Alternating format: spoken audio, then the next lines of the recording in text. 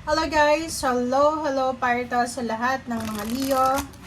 Leo, welcome dito sa aking channel. Kapalaran 888. Welcome. Alamin natin kung anong baraha, anong lalabas na message or energy para sa inyo lahat.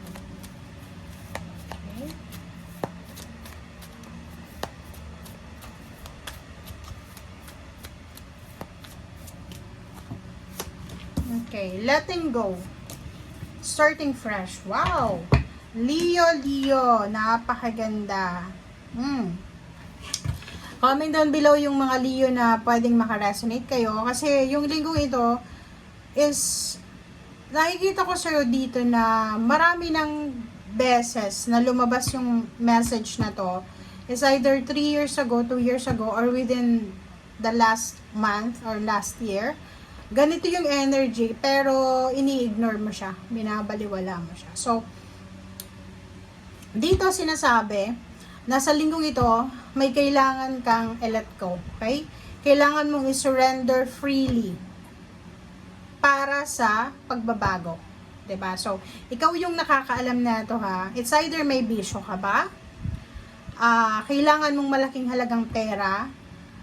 So, sa linggong ito, may kailangan kang like, diba, pag kailangan natin ng pera, kailangan natin mag-ipon ng pera.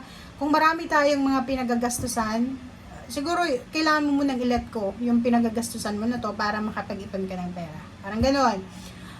Next is relationship. If you want new relationship, new friendship, new intimate relationship, new partnership, new business, make sure na i-let go mo muna itong mga old energy or old connection na meron ka para makapag-start fresh ka. Ang message na to is parang alpha omega. It's ending and new beginnings. Okay? So, dito sinasabi na sa linggong ito, surrender to the flow of life. Okay? Para makapagsimula ka ng bagong umaga. And para sa pagsisimula mo ng bagong buhay, wala kang daladalang bagahe. Okay? So, like for example, relationship siya. Family life. Doon tayo sa family life. Parents, siblings. Kung may mga grudges ka, resentment sa pamilya mo, let go. Okay? Let go, let God, and start new. Diba? Kasi minsan yung iba, may marami silang kaaway sa whole year, tapos pag New Year, makikipagbate. Which is, everyday naman pwedeng makipagbate. Hindi mo kailangan maghintay ng New Year para makipagbate ka. Diba? Letting go of your pride, letting go of your ego, letting go of your unrealistic goals, unrealistic dreams, parang ganon. So, dito sinasabi na kailangan mo na talagang magsimula ng bagong buhay. Magsimula ka na ng pagbabago kasi parang nakikita ko sa'yo dito, naka-stagnant ka na eh. Stagnant na eh. For maybe several years or several months, pwedeng stagnant ka. Hindi ka makamove on eh. Hindi ka makausad dahil sa hindi mo pinapakawalan yung isang bagay. Basta i-let go mo lang. Kasi alam mo, kahit sa relationship, pag masyado tayong silosa, ikaw lang yung maapektuhan yan. Pag hindi mo let go yan, diba?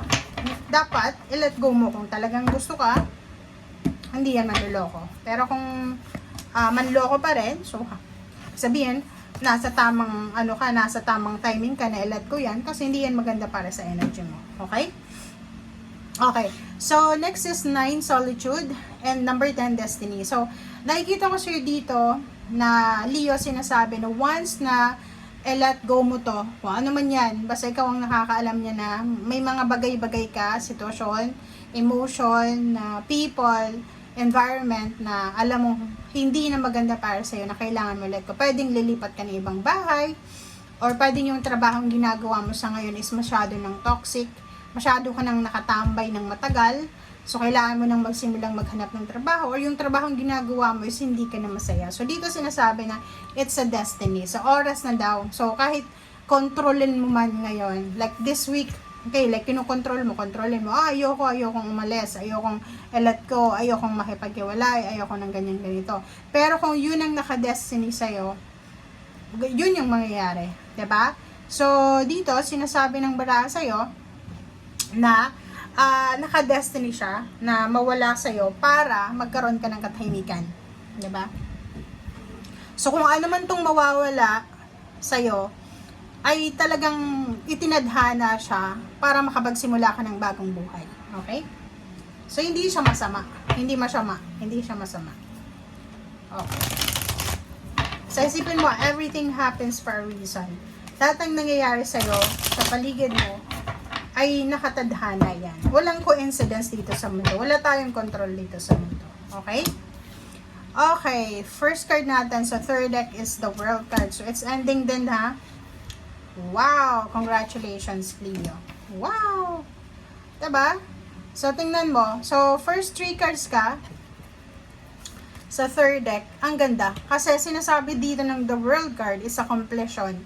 As completion, achievements, and then satisfaction. So, nakikita ko sa'yo dito, lahat ng pinagpaguran mo, kasi parang you're super exhausted na. Diba? Drain na yung energy mo. Wasted na yung energy mo. Pagod na pagod ka.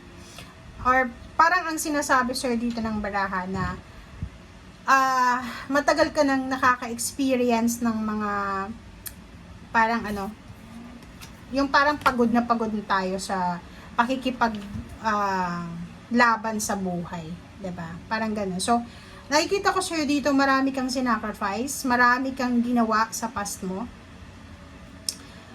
Sinasabi na huwag kang susuko kasi malapit na 9 na to. So, sinasabi ng baraha na pag 10 na siya, yung multitasking mo ay posibleng matapos na completion na. So, nakikita ko yung sacrifices mo ay worth it naman siya.